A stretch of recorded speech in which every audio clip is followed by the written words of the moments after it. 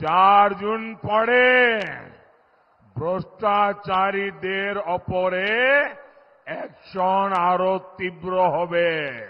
বলেছিল না ইসবার 400 পার, আর আমরা বলেছিলাম ইসবার পগার পার।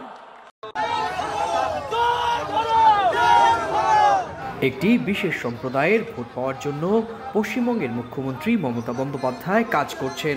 দুর্নীতিগ্রস্ত তৃণমূল সরকার কেন্দ্রীয় বহু প্রকল্প বাস্তবায়ন করতে দেয়নি, তাই এবার ভোটের মধ্য দিয়ে তৃণমূলকে উচিত শিক্ষা দেয়া হবে। রোববার নির্বাচনী সভায় এসে এভাবেই মমতাকে কড়া ভাষায় আক্রমণ করেন ভারতের প্রধানমন্ত্রী নরেন্দ্র মোদী। আগামী 4 জুনের পর দুর্নীতি বিরোধী অভিযান আরও বেগবান করা হবে বলে ঘোষণাও করেন তিনি। 4 জুন পরে ভ্রষ্টাচারীদের ওপরে অ্যাকশন আরো তীব্র হবে। এদিকে বিজেপি এবার রাজ্যে রাজ্যে আসন হারাবে বলে মন্তব্য করেছেন মমতা। সেই সঙ্গে নির্বাচন কমিশনের নীতির সমালোচনাও করেন তিনি। বলেন, প্রধানমন্ত্রী নির্বাচনী প্রচারে সুবিধা পেলেও মুখ্যমন্ত্রীরা কিছুই পান না।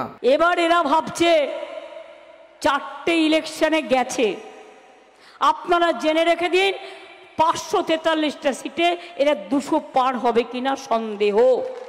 আর তারা তো 10 স্টার, সব সুবিধে পায়।